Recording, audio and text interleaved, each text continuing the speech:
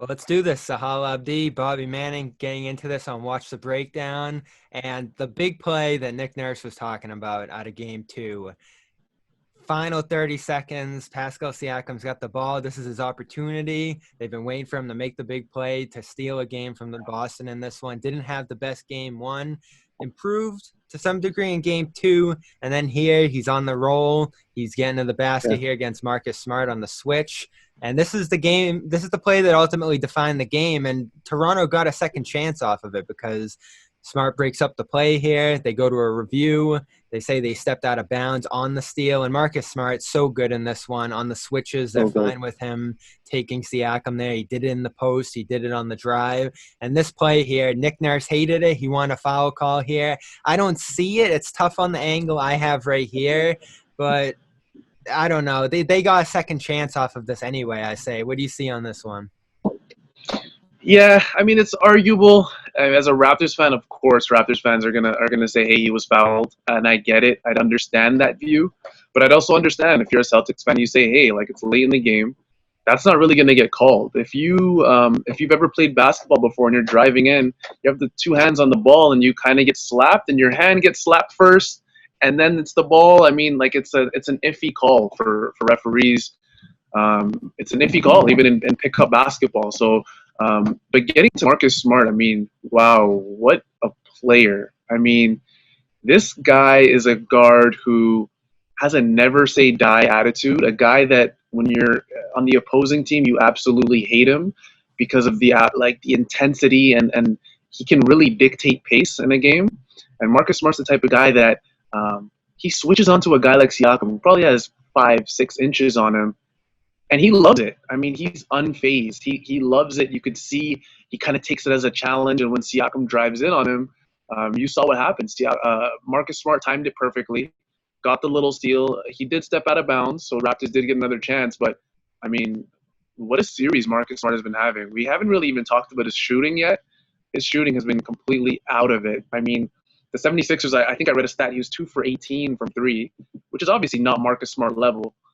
But what he's doing in this series is absolutely incredible in terms of his shooting and then obviously in terms of his playmaking and his defensive ability. Yeah, he's so handsy, and we'll get to his shooting. And the fact that Boston even has him at this point is amazing. I'm going to save that for when we get to those 3-point barrage that he threw out there in the fourth quarter. So Siakam, I want to stick on him. So that was one of the misses in the fourth quarter that he had. He was 0-3 in this, 2 points in the fourth quarter. Better game. Nick Nurse said he wants to stick with those post-ups. I think they feel, as you said, the size advantage that they can beat Brown in there, who's about 6'5", 6'6". They can definitely beat Smart in there because he's 6'4". If you get a good look over him, you can shoot over him. And still, he has struggled in these playoffs. He's down under 40% shooting. His three-point stroke's about 24%. And this is a guy who they re-signed for the future, who became the face of the team for the future at least, if it's not Kyle Lowry right now. And I look at him in this fourth quarter, just doesn't have the touch early in the game on Jaylen Brown, as we see here, just off inside on a post-up or, drive and post-up opportunity close to the basket. And I see these plays, he's not able to get deep in the post. He's a little out. He's about 10 feet from the basket, and it's tough to hit a hook shot from there. Yeah, Pascal Siakam's struggles thus far in the series are well documented. This is a guy that we mentioned earlier that Kawhi Leonard left his team in the offseason, went to the Los Angeles Clippers. Pascal Siakam was the guy who was kind of supposed to take the step up, and he did in the regular season. But I think in the playoffs thus far, he's had his struggles. And some of it you could say I think is due to some of the matchup problems that the Boston Celtics present for him. They have probably 3, 4, possibly 5 guys that can switch on Siakam and give him a little bit of trouble. He's coming off of a series in Brooklyn where he wasn't really given that trouble. He had guys like Timothy Luwawu-Cabarrot, who would be guarding, who is a long defender, but thin guy who Siakam can really just shoulder into and get a bucket when he needs to. But when a guy like Jayson Tatum switches onto you, or a Jaylen Brown, or even a Marcus Smart, I mean, we mentioned the size advantage he has in Marcus Smart, and you look at it as a Raptors fan or as a Raptors writer, and you say, okay, Pascal should be able to score here. But Marcus is an elite defender. He's one of the best defenders in the league, perimeter and I think low post for a guard. It reminds me a lot of Kyle Lowry. Those are two very good guards in the low post defensively. But I think Siakam, he for this series to be competitive and for the Raptors to eventually, tie this series. I know they want to get Game 3 and definitely Game 4. I think Siakam's definitely gonna have to take a step up and prove that, hey, we need a bucket. You need to go get us a bucket. You see the gap between Jayson Tatum and him here too. Yeah. Siakam, he's got to grow more to be a number one option on the team, and maybe he isn't. Maybe they do need to eventually go out there and get a number one who can create for him and just bring the team back up to that championship level.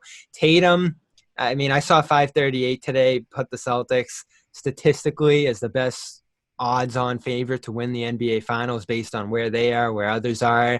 And Tatum's the big reason. He kills Philadelphia. He absolutely demolishes Toronto in that first game and does it again here while everyone around him struggling. And this play here defined the game after all those smart threes. About 6 minutes left. Toronto's within 3. And Siakam a little bit too low on that pull-up jumper there. I think Kemba pulled him over the right here. And Toronto, for all the looks they give you defensively, they haven't been able to bother Tatum. Now, Tatum, late in this game, almost blew it with the technical foul there. He ends up making up for it with some of the buckets beforehand and the passing in this fourth quarter. But, they got to do a better job on him, make it more difficult for him. The fourth quarter wasn't amazing, 1 for 4. That 3 was the only bucket he had with 5 points. But I even go back to this one early in this game. Robert Williams setting him up well with the screen. A little bit of a moving screen here, but they let you fly with that.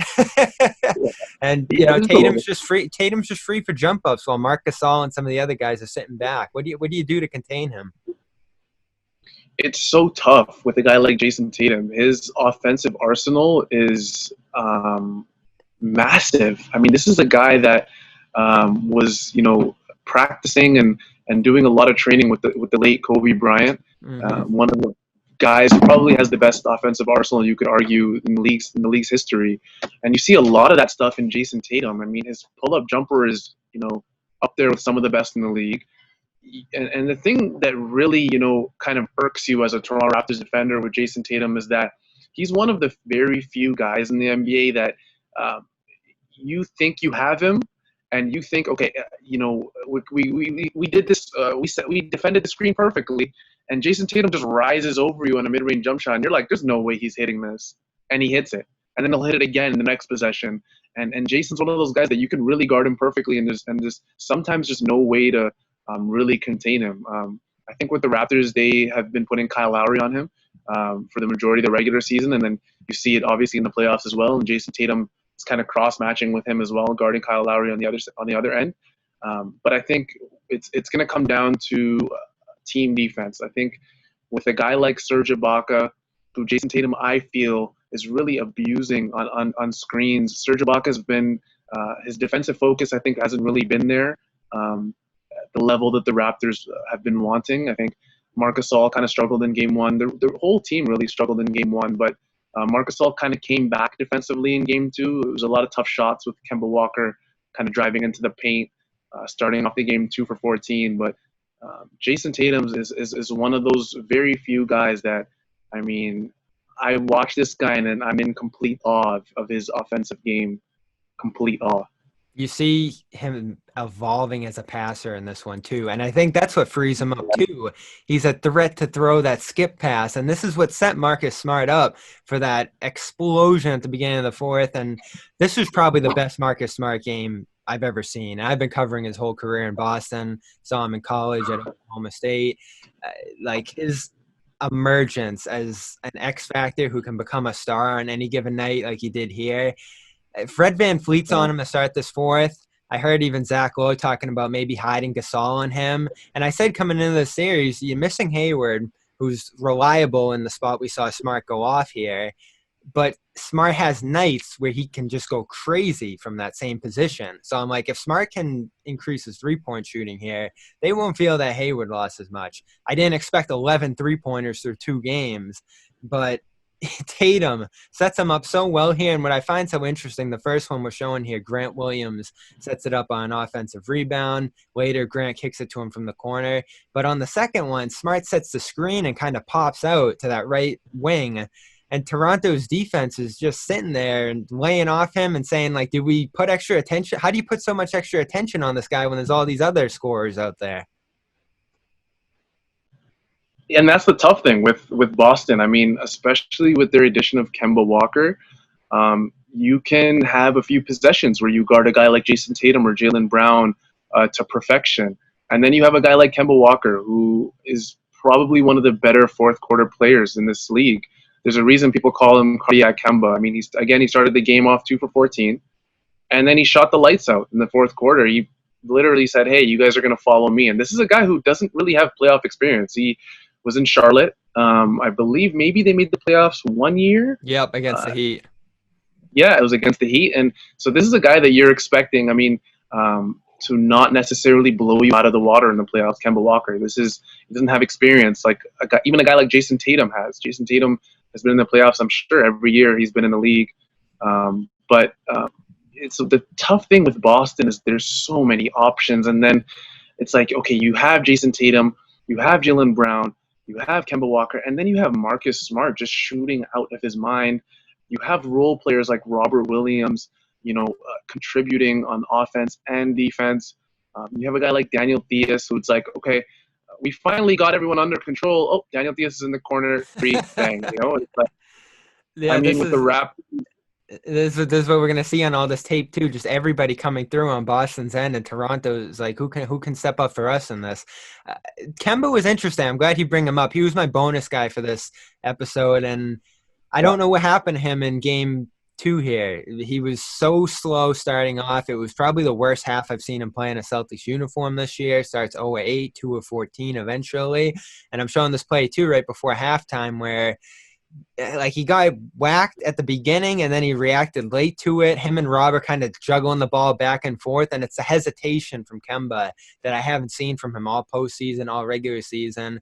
It looked like Lowry and others made him uncomfortable out there. He did bang his knee up in game 1, and we're looking at it and we're like, uh-oh, is this going to be another injury that the Celtics have to deal with alongside Hayward? And then he comes up big in the fourth quarter with that step back on Ibaka, is in full position to get that shot off. Absolutely filthy. He's had a few of those to win games in these playoffs against Philly too. Like, I don't know. It was weird to see him struggle at the beginning of this, and then even weirder after that to see him look like himself in the fourth quarter and basically win this game. Yeah, Kemba Walker, ultra confidence. That describes his game. I mean, a lot of stars, you start off the game 2 for 14 and you shrink. You don't want the ball anymore. You give it to guys like Jayson Tatum. You give it to guys like Jaylen Brown. Even Marcus Smart, you say, hey, you guys handle it. I'm not really having a great game. Kemba Walker's not that guy.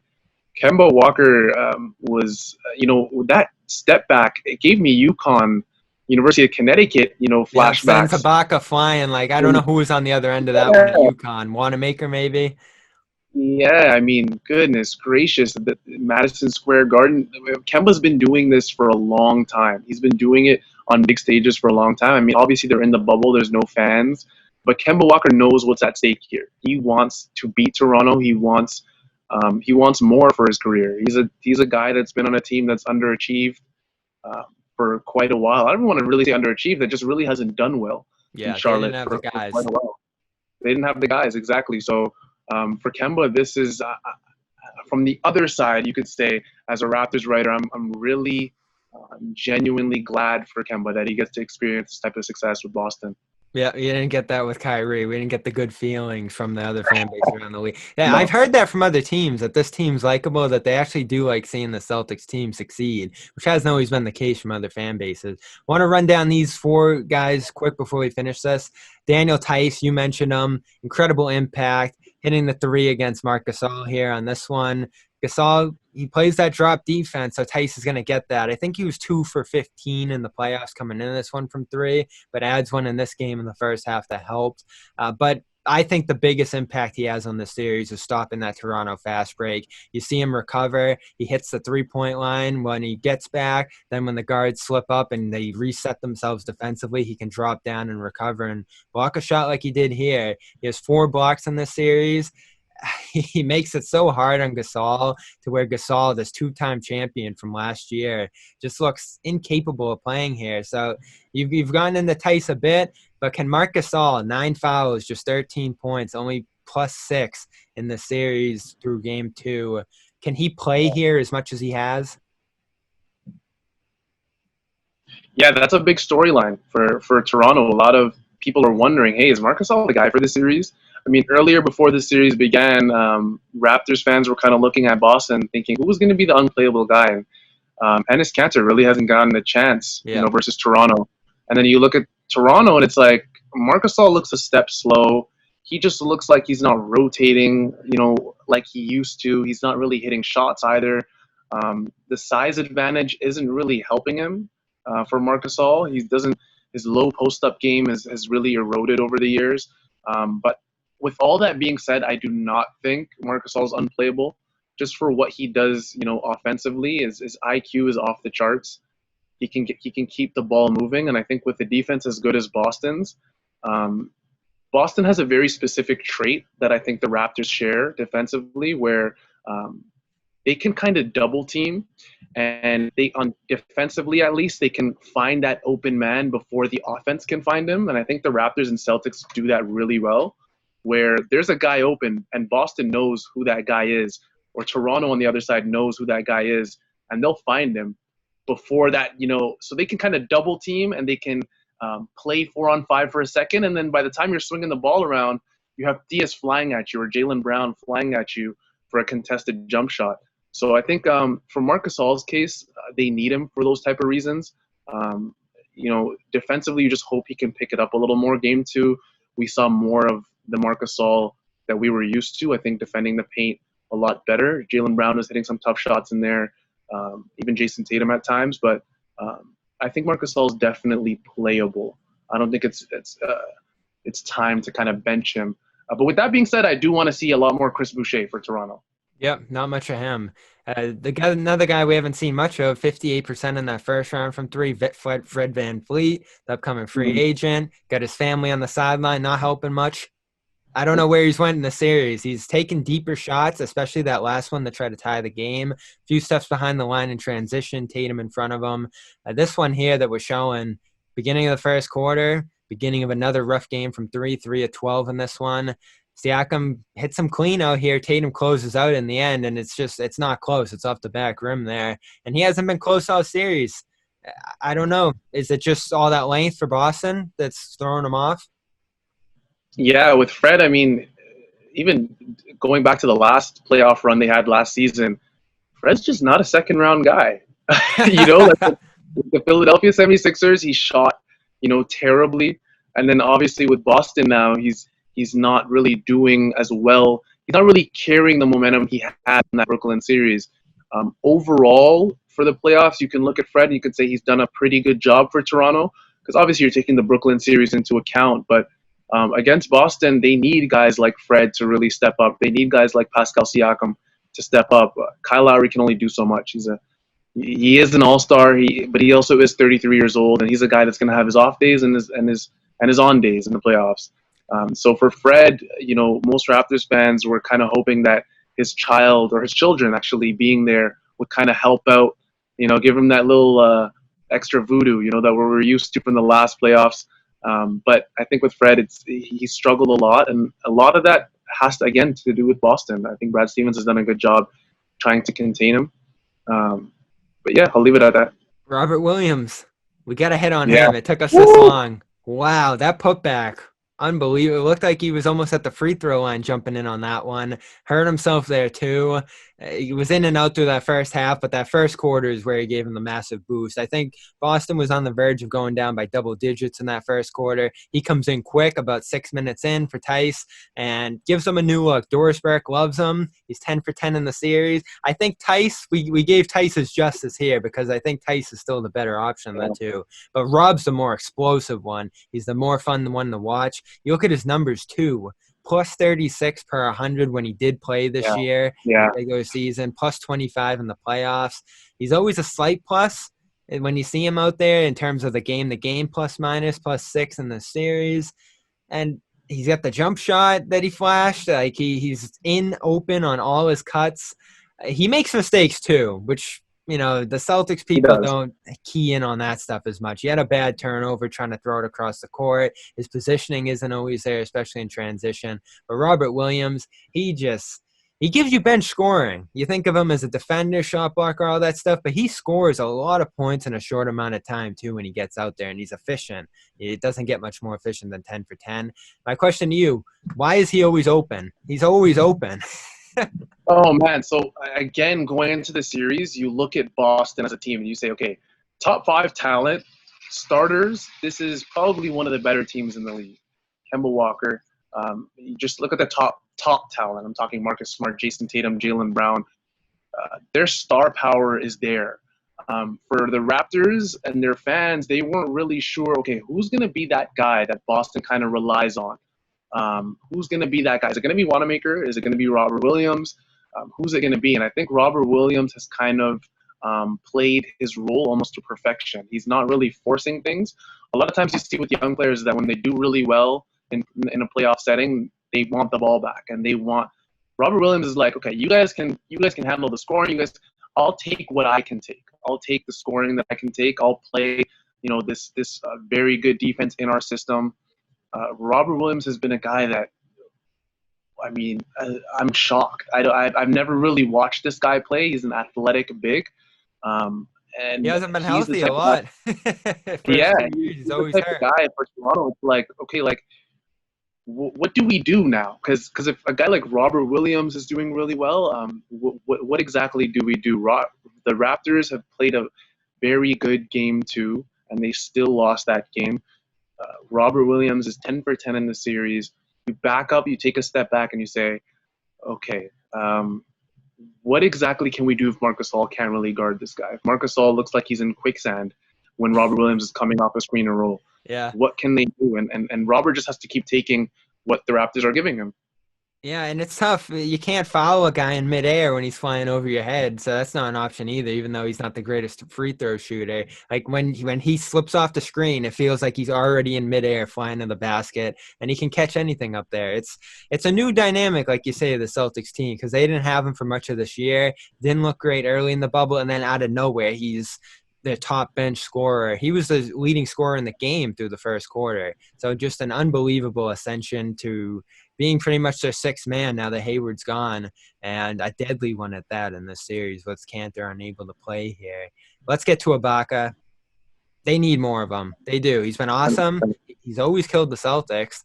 Game 2, I look back on this stretch here where he's running in transition, leading a 10-0 run, almost got this to 12-0. He just missed another shot in transition inside.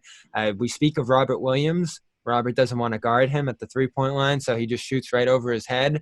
And 26 minutes isn't nothing, but I'd be playing this guy 30, 34, especially now down 0-2 in the series. Put your best guys out there. And, you don't take Gasol completely, but maybe you put Ibaka into the starting lineup. Maybe you pump up his minutes and take some away from Gasol. You talk about Boucher, too. Ibaka's the guy who needs to be out there more than anybody, it feels like. They went with 2 bigs a little bit in Game 1 when Siakam was in foul trouble. Game 2, not so much. What do you do with Ibaka at this point with how well he's playing? No, I totally agree with you. I think Ibaka is a guy that the Raptors need to rely on more, and for that, he needs to play more. For a guy like Ibaka, I mean, positionally and in height, physicality, you would think he matches up pretty well with a guy like Daniel Diaz, a guy like Robert Williams. He's not the type of guy like Gasol where he's going to get caught, like I said, in quicksand with Robert Williams, where Robert Williams just has an easy roll to the lane. Serge is a guy that can do almost everything the Raptors need him to do in this series. He can pick and pop for you. He can roll for you. He's a guy that down low, he can post up a little bit. A very good rim protector. Serge Ibaka is a guy that definitely needs to play more. I think maybe you scale back Marc Gasol to maybe the 15 to 20-minute range, and you give Ibaka maybe that extra whatever's left over, really. Maybe you toss a little bit of it to Chris Boucher, but I think Ibaka has to be the main big for Toronto. I think with Nick Nurse, he just thought coming into the series that Marc Gasol really naturally plays very well with a guy like Pascal Siakam. So he wants to give him every chance he can to kind of make his mark on this series. But now you're down 0-2. So it's like you have to do what's working for Toronto. You have to look at these last 2 games and say, okay, this is working. this isn't working. Let's stick to what's working and let's push what's working. Sahal Abdi, 2-0 in this series. We both picked Raptors in 7. I don't know if it's going to get there. We'll see. Raptors need a big one in game 3. Subscribe to the channel. Watch the breakdowns as the playoffs go down. Bobby Manning.